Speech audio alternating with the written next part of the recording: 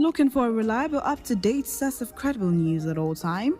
Your shining supreme station is the answer. Stay tuned for the news on the hour by 1 p.m. every day on Diamond 88.7 FM Ilorin. Shining supreme.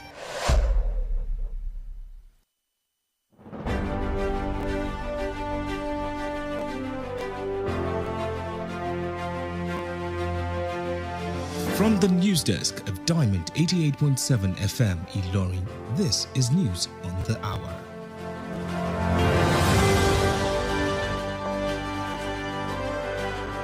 In the headlines, Presidency denies request for yacht.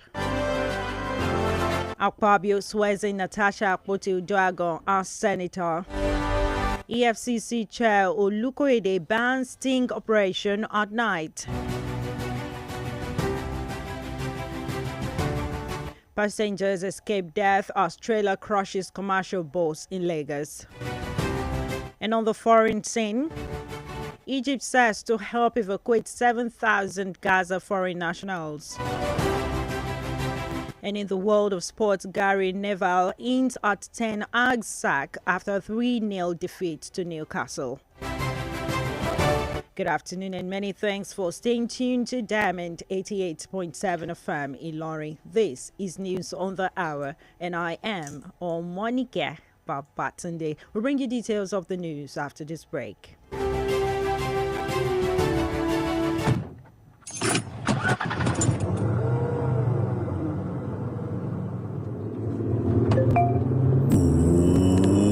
Who be this person with the text me now? Oh, Bolan. Oh, me I go quick check him. I go text you later.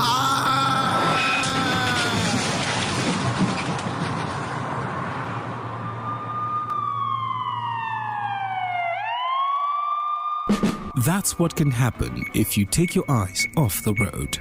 Texting or using your phone when driving is very dangerous for you and other road users. Keep yourself and other road users safe by staying off your phone when driving. We need you alive. This message is reaching you from Diamond 88.7 FM Ilorin.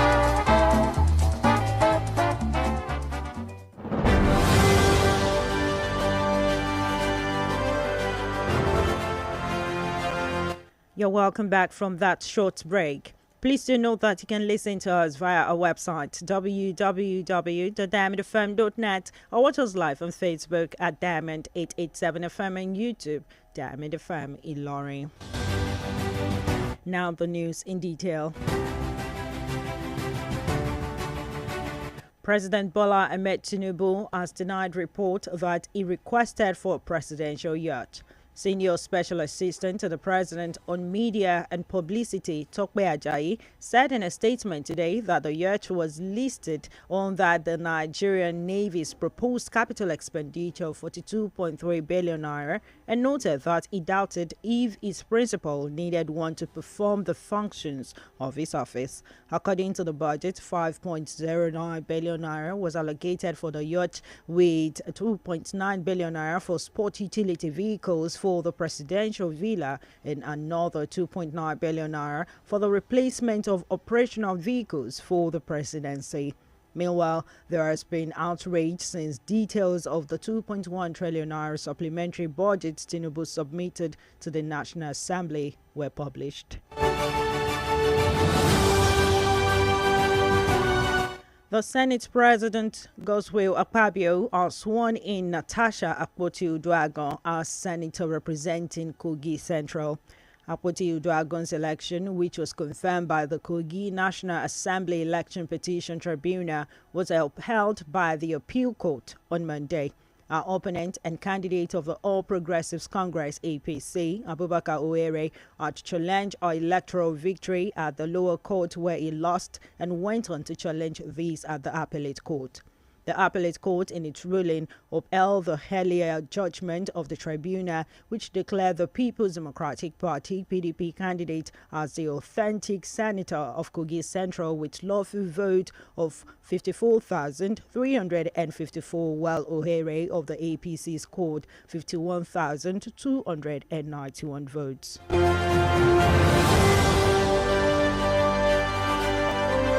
The organized labor, in reaction to the arrest of the Nigerian Labour Congress NLC President Comrade Joe Ajaero in Owerri, Imo State capital, threatening a nationwide strike.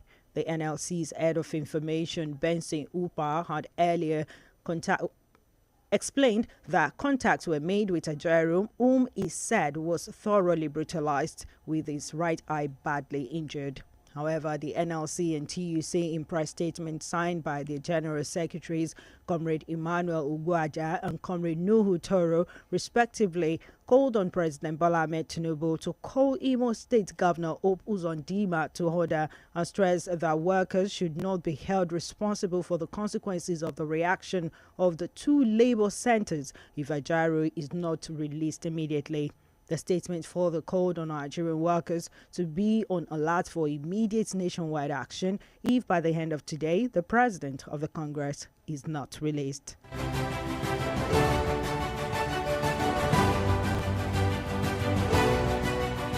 Still with the NLC, human rights activist Femi Falana has called on the Inspector General of Police IGP Kayode Egbetokun to ensure that officers who allegedly brutalized the Nigerian Labour Congress NLC President Joe Ajaero are arrested and prosecuted.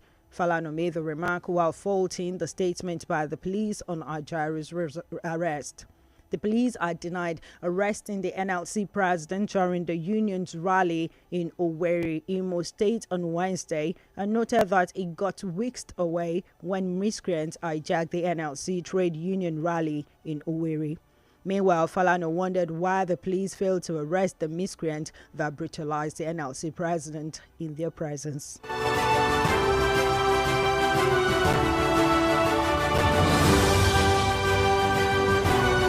The chairman of the Economic and Financial Crimes Commission, EFCC, Mr. Ola has directed that sting operations at night time be stopped in all anti-corruption commissions command across the country. The directive, according to a release by the Commission spokesman Dele Oyewole, was in line with the newly reviewed procedures on the arrest and bail of suspects. Oyewole stated that the chairman gave the directive in Abuja in reaction to the arrest of 69 suspected internet fraudsters by EFCC operatives from its Ibadan Zonal Command in Ile-Ife, Osun State. The EFCC then assured the public that it will not relent in its adherence to the rule of law in the exercise of its mandate.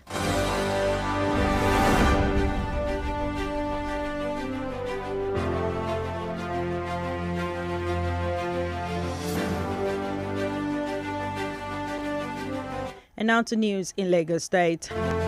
Operatives of the Lagos State Traffic Management Authority, LASTMA, rescued some passengers after a container-laden truck rammed into a commercial bus within the outer marina area of the state. Reports gathered says the victims sustained varying degrees of injuries in the accident, which occurred around 7 a.m. today. The Director of the Public Affairs and Enlightenment Department, LASTMA, Mr. Adebayo Taufik, said in a statement that the accident occurred as a result of overspeeding, which led to brake failure. Taufik confirmed that policemen from the Lion Building, led by the Divisional Crime Officer, provided security backup while the rescue operation lasted.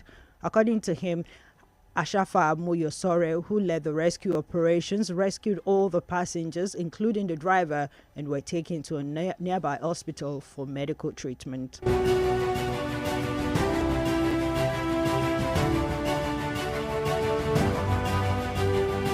Tomieti Ala Katuaho has announced its commitment to supporting the federal government in its efforts to combat the escalating security challenges across the nation. This decision is in fulfillment of a previous promise by the Fulani group to assist the administration of President Bola Ahmed Tinubu in addressing criminal elements within their community. The leader of Meiti Allah, Bello Badejo, made the announcement in Lafia, Nasarawa state capital, where he stated that the security body will be made up of over 2,000 operatives, explaining that the security initiative will work in conjunction with existing security agencies to strengthen overall safety effort. Bello added that the quasi-security outfit would fish out criminal elements among cattle herders in their community and reduce the allegation of those who were treated unjustly for crimes not committed as a result of the bad eggs among them.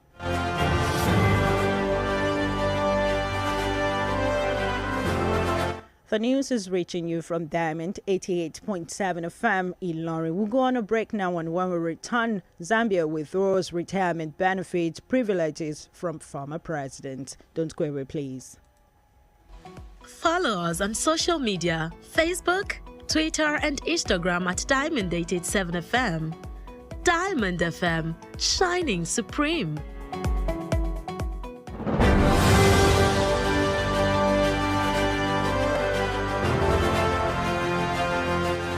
You're welcome back from that break. You're still listening to News on the Hour, reaching you from Diamond 88.7 FM in Lorry. Now we'll continue with the rest of the stories.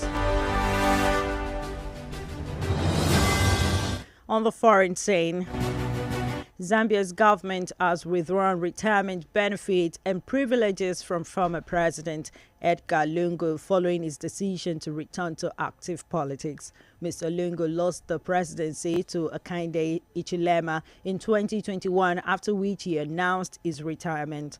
After 6 years in office, he left the country facing serious economic issues as Africa's most indebted nation. His return to politics set the stage for a bruising 2026 presidential race. And according to government spokesperson Kolenius Mutowa, the former president has already been notified about the immediate withdrawal of his retirement benefit and privileges. Still on the foreign scene, Egypt will help evacuate about 7,000 foreigners and dual nationals from the war-ravaged Gaza Strip. The Foreign Ministry, through a statement, revealed that 400 people were expected to cross today. For the first time after weeks of deadly fighting between Israel and Palestinian militants, the Rafah border crossing opened on Wednesday to let people out of Gaza. In a meeting with foreign diplomat, Assistant Foreign Minister Ismail Kairat said Egypt was preparing to facilitate the reception and evacuation of foreign citizens from Gaza through the Rafah crossing.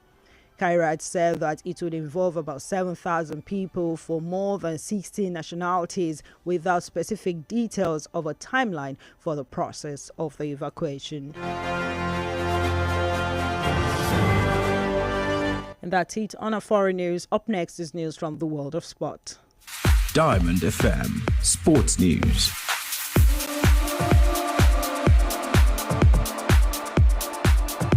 In the world of sport today, Remo Stars claims bragging right in Wednesday's Southwest Derby in Ikene after they trashed Shooting Stars 3-0 to reclaim top spot in the Nigerian Premier Football League. Ahmed Akinleye opened scoring for the Sky Blues in the 20th minute before Sikiru Halimi doubled their lead from the penalty spot 5 minutes before the break. Halimi bagged his brace 3 minutes after the hour mark to extend Remo's winning streak against the Oluyole Warriors in the MPFL. The win sees Daniel Ogumodede's side move 2 points clear at top with 12 points from 5 games. Remo still has a game in hand, while 3SC dropped to third following the defeat.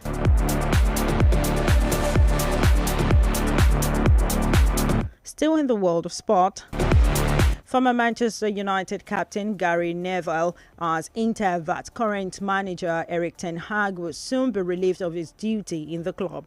Neville, via a post on X, claimed that there is a similar precedence with managers at Old Trafford. United were eliminated from the Carabao Cup after losing 3-0 at home to Newcastle last night. The loss came just 3 days after Manchester City thrashed the Red Devils by the same scoreline. Ten Hag has now overseen United's worst start to a season since a 1962 to 1963 campaign, with the Dutchman being United's 5th permanent manager since Sir Alex Ferguson retired in 2013. That ends our sport update.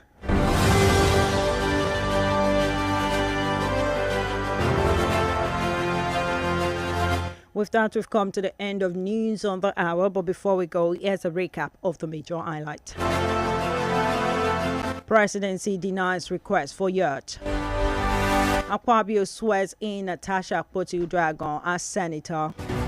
EFCC chair Olukoyede bans sting operations at night. Passengers escape death as trailer crushes commercial boats in Lagos.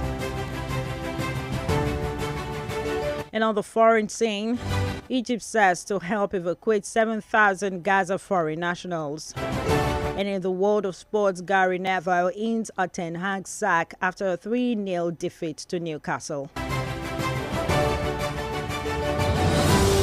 And for today in history, did you know that on this day in 2006, Mohammed Saad Abubakar, a retired army of colonel, was appointed the 20th Sultan of Sokoto and the spiritual leader of Muslims in Nigeria? Now you know. The news was compiled and edited by Joseph Emeribe. You can visit www.diamondfm.net to keep up to date with us, or download our app on Play Store, Diamond 887 FM. Endeavor to also join us at 3 p.m. for News Flash and 5 p.m. for news across the world. For news coverage or information about happenings around you, kindly contact Diamond FM newsroom number on 091 60 62 75 26. One more time, 091 60 62 75 26. I am Omonike Babatunde. Good afternoon and thank you for listening to your Shining Supreme station, and please stand by for the news in Yoruba language.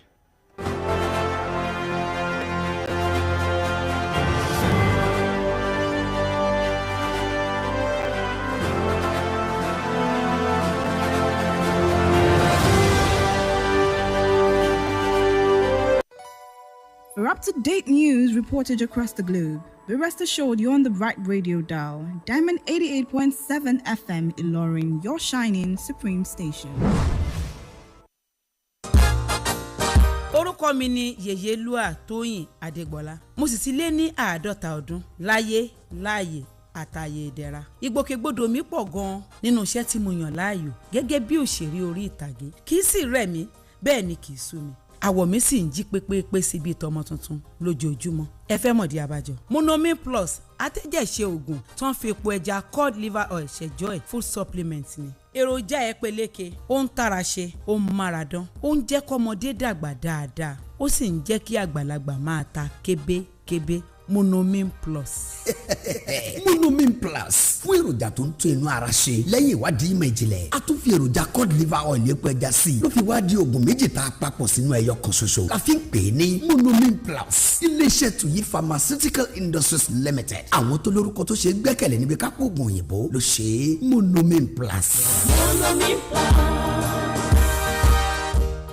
Diamond FM Ìlọrin, àwa là ń gbé ìròyìn àwọn ìṣẹ̀lẹ̀, orin àtàwọn amúlùdùn yògbà tí ò láfijọ́ ṣe ti aráyé. Látinú yàrá ìròyìn Diamond 88.7 FM Ìlọrin, ìròyìn ẹ̀kúnrẹ́rẹ́.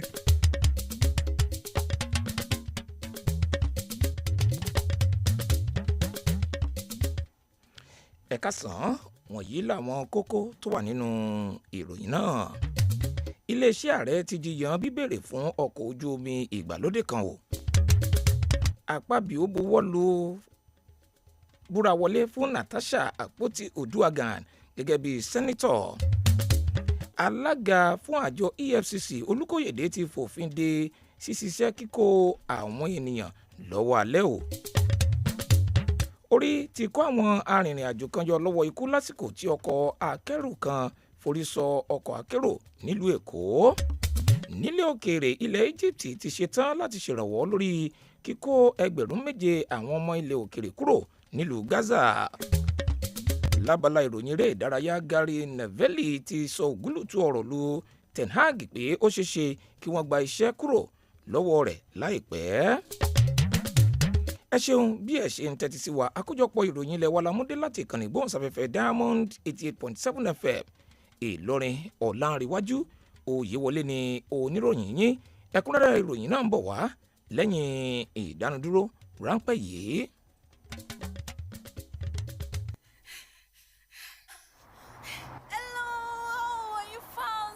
Social media, Amy Omonike, pretty by me.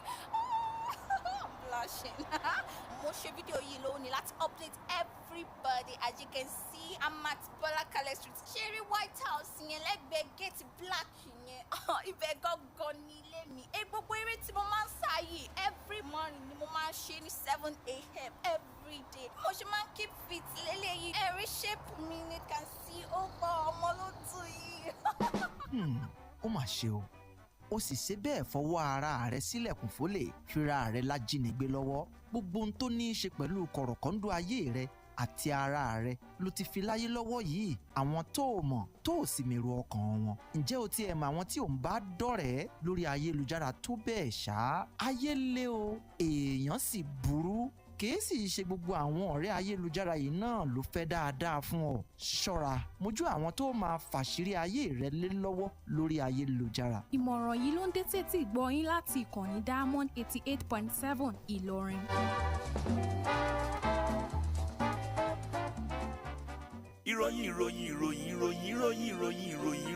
Ìròyìn ẹ̀kúnrẹ́rẹ́ láti ilé iṣẹ́ Diamond FM.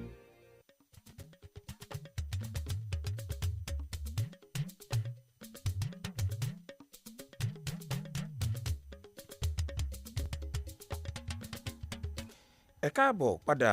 Ẹ̀kúnrẹ́rẹ́ ìròyìn náà rèé. Ààrẹ Bọ́lá Ahmed Tinubu ti jiyàn ìròyìn pé ó ń béèrè fún ọkọ̀ ojú omi tó jẹ́ ti ààrẹ o.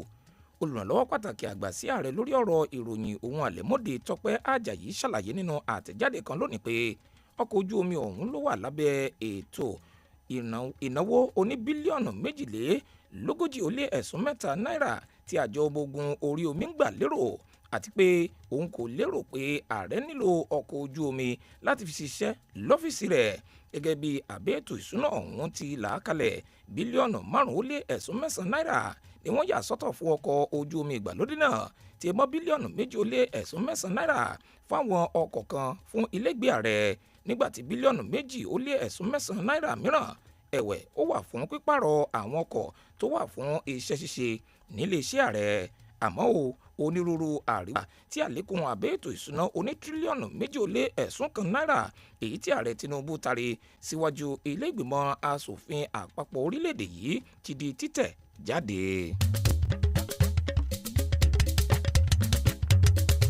Ẹ̀wẹ̀ ààrẹ ilé ìgbìmọ̀ asòfin àgbà ilẹ̀ wa arákùnrin Godswill Akpabio ti búra wọlé fún Natasha Akpoti-Uduaghan gẹ́gẹ́ bí sẹ́nítọ̀ tó ń ṣojú àárín gbùngbùn ìpínlẹ̀ Kogi.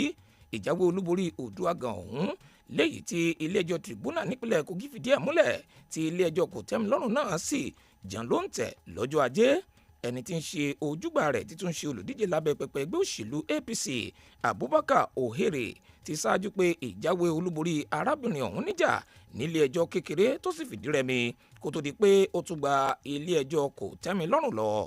Ẹ̀wẹ̀ ilé-ẹjọ́ kòtẹ́milọ́rùn nínú ìdájọ́ tiẹ̀ dúró lórí ìdájọ́ èyí tí ilé-ẹjọ́ tribunal ti ṣáájú ṣe léyìí tó kéde olùdíje lẹ́gbẹ́ òṣèlú PDP ọ̀hún gẹ́gẹ́ bí ojúlówó olùjáwé olúborí ètò ìdìbò tí ẹkùn àárín gbùngbùn ìpínlẹ̀ Kogi.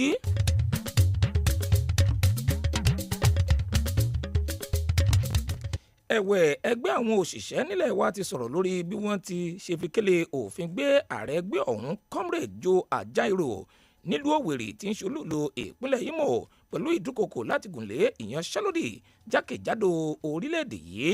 Adarí ẹ̀ka ìròyìn fẹ́gbẹ́ NLC Benson Upa ṣàlàyé pé lásìkò tí wọ́n kàn sí Àjàyírò ọkùnrin náà sọ di mímọ̀ pé níṣe ni wọ́n ṣe òun síbáṣìbò tí ojú ọ̀tún òun sì ní àwọn àpá kan.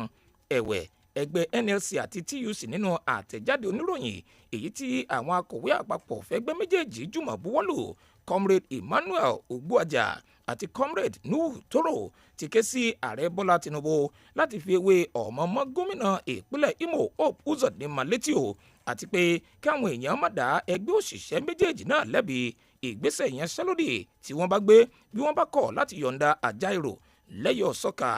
Àtẹ̀jáde ọ̀hún tún ké sí àwọn òṣìṣẹ́ orílẹ̀-èdè yìí láti gbáradì fún ìyanṣẹ́lódì jákèjádò orílẹ̀-èdè yìí bí wọ́n bá kọ̀ láti yọ̀ǹda ààrẹ ẹgbẹ́ ọ̀hún títí ìrọ̀lẹ́ òní.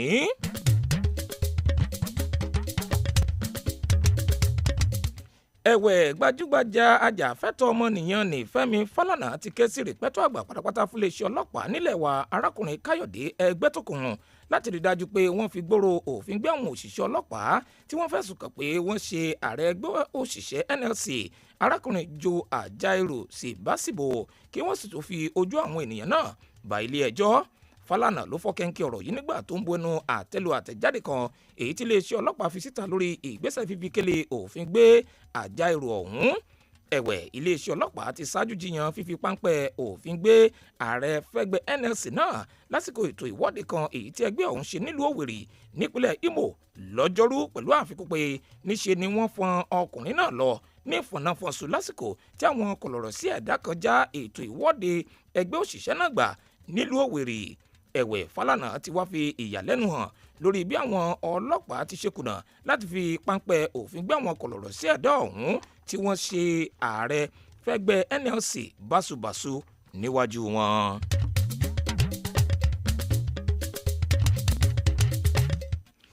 Alága fún àjọ tó ń gbógun ti ìwà jẹgúdújẹrá lórílẹ̀‐èdè yìí EFCC arákùnrin Ọlá Olúkóyèdé ti pàṣẹ pé kí iṣẹ́ fífi òfin gbé èèyàn lọ́wọ́ alẹ́ kó dáwọ́ dúró látọ̀dọ̀ àwọn ẹ̀ka àjọ náà jákèjádò orílẹ̀‐èdè yìí.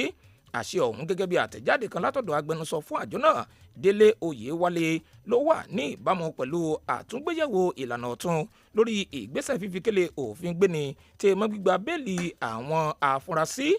Oyèwálé ṣàfikún rẹ̀ pé alága fàjọ ọ̀hún fi àṣẹ náà síta nílùú Àbújá lásìkò tó ń sọ̀rọ̀ lórí ìgbésẹ̀ fífi gbòòrò òfin gbé àwọn afurasí alóníbàgẹ̀ lórí ẹ̀rọ ayélujára tí wọ́n tó mọ́kàndínláàádọ́rin látọ̀dọ̀ àwọn òṣìṣẹ́ àjọ náà ẹ̀ka tìlú Ìbàdàn tó wà nílùú Ilé Ifẹ̀ nípínlẹ̀ Ọ̀ṣun.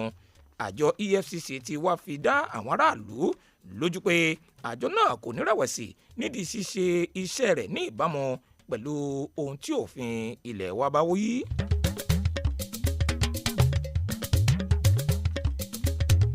Nípínlẹ̀ Èkó àwọn òṣìṣẹ́ àjọ tó ń mójútó lílọ bíbọ̀ ọkọ̀ nípínlẹ̀ Èkó LATMA ti dóòlà àwọn èrò ọkọ̀ kan o lásìkò tí ọkọ̀ akẹ́rù kan forí sọ ọkọ̀ akẹ́rù lágbègbè Marina nípínlẹ̀ náà. Ìròyìn jẹ́ kó di mímọ̀ pé àwọn èèyàn ọ̀hún ni wọ́n farapa yánnayànna níbi ìjàmbá ọkọ̀ náà tó wáyé láago 7 òwúrọ̀ òní. Adarí ọ̀rọ̀ tó kan aráàlú lẹ́ka tó ń la aráàlú lọ́yẹ̀ lájọ náà arákùnrin Adébáyọ̀ Taofik ṣípayá rẹ̀ nínú àtẹ̀jáde kan pé ìjàmbá ọkọ̀ ń wáyé látàrí eré àsápajúdé léyìí tó mú kí ọkọ̀ náà sọ ìjánu rẹ̀ nù. Taofik fìdí ẹ̀ múlẹ̀ pé àwọn òṣìṣẹ́ ọlọ́pàá pèsè ètò ààbò tó gbópọn lásìkò tí iṣẹ́ ìdóòlà náà fi wáyé. Gẹ́gẹ́ bí ọkùnrin ọ̀hún ti wí, Àṣàfà Mọ́yọ̀sọ́rẹ́ tí ó kó ikọ̀ olùdóòlà ẹni náà sòdí ṣiṣẹ́ takuntakun láti dóòlà àwọn èrò ọkọ̀ náà tí mọ́ dírẹ́bà tó wa ọkọ̀ ọ̀hún pẹ̀lú tí wọ́n sì gbé àwọn ènìyàn náà dìgbàdìgbà lọ sílé ìwòsàn tó wà nítòsí fún ìtọ́jú tó péye.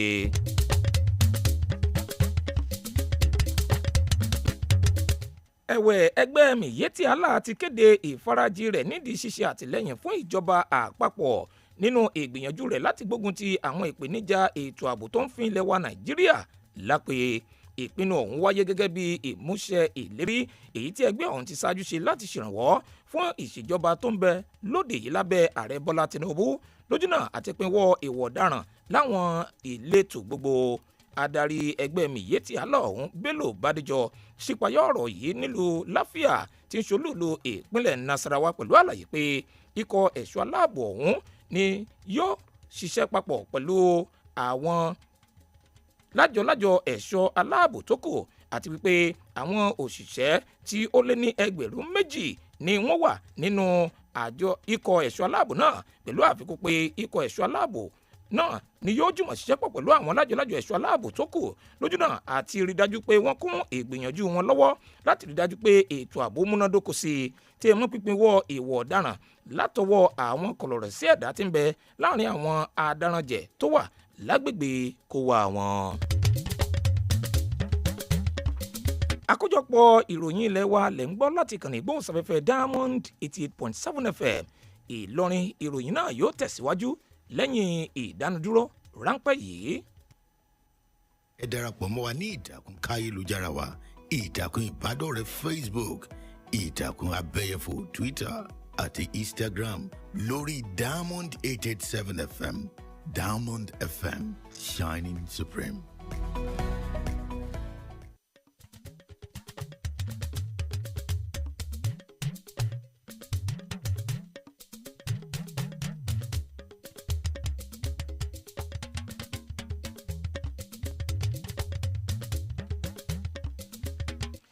ẹ káàbọ̀ padà bóyá yín ṣẹ̀ṣẹ̀ ń darapọ̀ mọ́ wa àkójọpọ̀ ìròyìn ilé wa lẹ̀ ń gbọ́ láti ìkànnì ìgbóhùnsáfẹ́fẹ́ Diamond 88.7 FM Ìlọrin. Ìròyìn náà ń tẹ̀síwájú báyìí.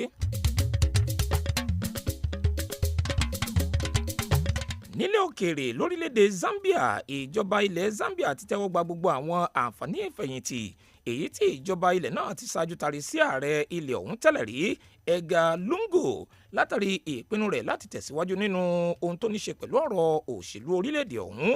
Arákùnrin Lungu ló pàdánù ipò ààrẹ sọ́wọ́ Hakainde Hichilema lọ́dún 2021 tí ó sì kéde ìfẹ̀yìntì rẹ̀.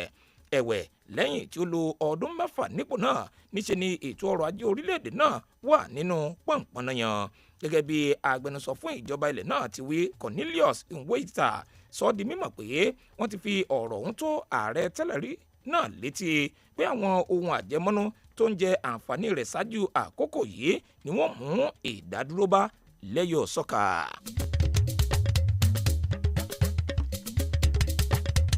Síbẹ̀ nílẹ̀ òkèèrè àpẹẹrẹ alágbára ti fojú hàn pé ilẹ̀ Egypt yóò ṣèrànwọ́ láti kó 7,000 àwọn ọmọ ilẹ̀ òkèèrè kúrò nílùú tí ogun fi ń romọ́ lẹ́kùn Gaza. Iléeṣẹ́ tó ń mójútó ọ̀rọ̀ ilẹ̀ òkèèrè lórílẹ̀‐èdè ọ̀hún ló ṣípayá ọ̀rọ̀ yìí nínú àtẹ̀jáde kan pẹ̀lú àlàyé pé irinwó àwọn èèyàn ní ìrètí wà pé wọ́n ré kọjá sí òdì kejì lónìí. Ẹ̀wẹ̀ nínú ìpàdé kan pẹ̀lú àwọn aṣojú ilẹ̀ òkèèrè igbákejì mínísítà fọ́rọ̀ ilẹ̀ òkèèrè Ismail Kahirat sípayá rẹ̀ pé ilẹ̀ Egypt ti ṣetán o láti ṣagbátẹrù ètò kíkọ́ àwọn ọmọ ilẹ̀ òkèèrè kúrò ní Gaza gba ti ẹnu àlà Rafah kọjá. Kahirat ṣàfikún rẹ̀ pé àwọn èèyàn tí wọ́n tó 7,000 nínú èyí tí àwọn 60 ó lé àwọn aṣojú orílẹ̀-èdè ń bẹ nínú wọn ni wọ́n wà láàrin àwọn èèyàn náà, bó tilẹ̀ jẹ́ pé kò ṣàlàyé ní pàtó àkókò tí ìgbésẹ̀ kíkó àwọn èèyàn ọ̀hún kúrò yóò wáyé.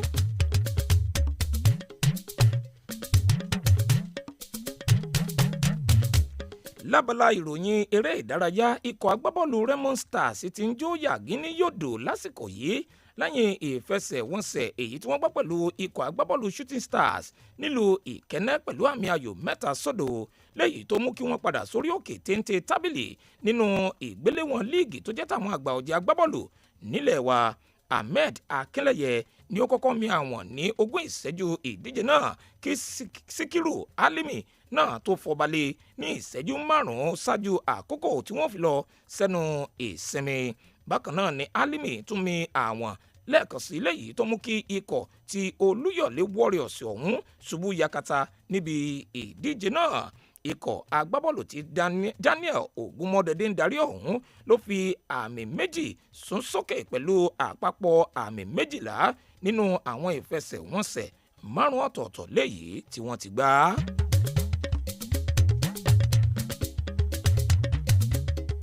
Bákan náà lágbo eré ìdárayá, balógun fún ikọ̀ agbábọ́ọ̀lù Manchester United tẹ́lẹ̀ rí Gary Neville ti sọ di mímọ̀ pé pẹ̀lú bí nǹkan ti rí fún ikọ̀ ọ̀hún lọ́wọ́ yìí ó ṣeé ṣe kí wọ́n gba iṣẹ́ kúrò lọ́wọ́ akọ́nimọ̀ọ́gbá fún ikọ̀ ọ̀hún ìyẹn Erik ten Hag. Neveli ṣípayá ọ̀rọ̀ yìí lórí ìtàkùn ayélujára X pẹ̀lú àlàyé pé níṣe ni kinní ọ̀hún fẹ́ jọra pẹ̀lú bí nǹkan ti rí fáwọn akọ́nimọ̀ọ́gbá ti Old Trafford.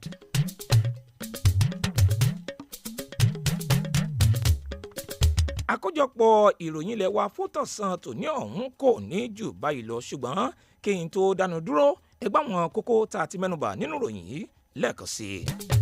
Àmúwá sétígbọ̀ yín lọ́sàn-án tòní pé iléeṣẹ́ ààrẹ ti jiyàn bíbèrè fún ọkọ̀ ojú omi ìgbàlódé kan. Bákan náà látúnjẹ́kẹ́ gbọ́ lọ́sàn-án tòní pé Akpabio búra wọlé fún Natasha Akpoti-Uduaghan gẹ́gẹ́ bí sẹ́nítọ̀. Àtúnjẹ́kẹ́ gbọ́ lọ́sàn-án tòní wípé alága fún àjọ EFCC Olúkóyèdé ti fòfin de ṣíṣiṣẹ́ kíkó àwọn ènìyàn lọ́wọ́ alẹ́. Bákan náà látúnmọ̀ wá sí tìgbọ̀ yín lọ́sàn-án tòní wípé orí ti kó àwọn arìnrìn-àjò kan yọ lọ́wọ́ ikú lásìkò tí ọkọ̀ akẹ́rù kan forí sọ ọkọ̀ akérò nílùú Èkó. Lábala ìròyìn ilẹ̀ òkèrè ajẹ́kẹ́ gbọ́ lọ́sàn-án tòní pé ilẹ̀ Egypt ti ṣetán o láti ṣèrànwọ́ lórí kíkó 7,000 àwọn ọmọ ilẹ̀ òkèrè kúrò nílùú Gaza. Bákan náà lágbọn eré ìdárayá amúwásítìgbọ̀ yín lọ́sàn-án tòní pé Gary Neveli ti sọ ògúlùtù ọ̀rọ̀ lu Ten Hag pé ó ṣeéṣe kí wọ́n gba iṣẹ́ kúrò lọ́wọ́ ẹ̀ láìpẹ́. Àkójọpọ̀ ìròyìn ilẹ̀ wa fún tọ̀sán tòní ọ̀hún kò ní jù báyìí lọ. Lẹ́ẹ̀kan sí kí n tó máa lọ ẹgbọ́ iṣẹ́ tá a ní fún yín yìí. Ǹjẹ́ ẹ mọ̀ pé láyọjọ́ òní lọ́dún 2006 ni wọ́n yan Mohammed Sahad Abubakar tí ń ṣe ajagun fẹ̀yìntì gẹ́gẹ́ bí Sultan tìlú Sokoto títún ṣe olórí gbogbo mùsùlùmí lórílẹ̀‐èdè yìí.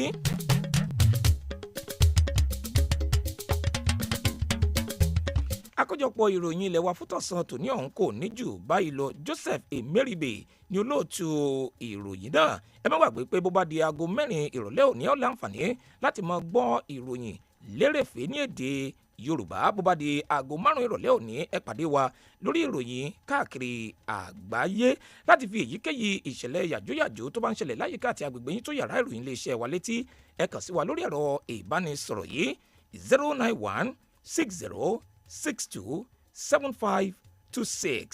Ọ̀lànrewájú Oyewole ló tú àkójọpọ̀ ìròyìn ilẹ̀ wa fún tọ̀sán tòní sí èdè àbínibí tó sì mú wá sétígbọ̀ yín. Ẹ ṣé o bí ẹ ṣe ń tẹ́tí sí kàn níyìn tó tàwọn yọ ẹ mọ yáṣẹ́ o. ìròyìn ẹ̀kúnrẹ́rẹ́ láti ilé iṣẹ́ Diamond FM. Ẹ jọ̀ọ́ ẹ ṣàánú mi o. ó ṣẹlẹ̀ níbẹ̀ táwọn èèyàn ṣe pé jọ tí wọ́n ya fótó báyìí àǹtí èjò kí ló ṣẹlẹ̀. èmi náà mọ ìjàmbá àkọ́kọ́ ló ṣẹlẹ̀ àṣìdẹ́sì gẹ̀ wọ́n ya fótó ṣùgbọ́n yẹ kó gbé yín ìbọn lọ sí ọsibítù ni. àmì ìṣẹ̀lẹ̀ ìgbà òun yàn ṣe máa ń ṣe báyìí wọ́n wá ju wọn wá ya. ṣe bá wọn nìyẹn.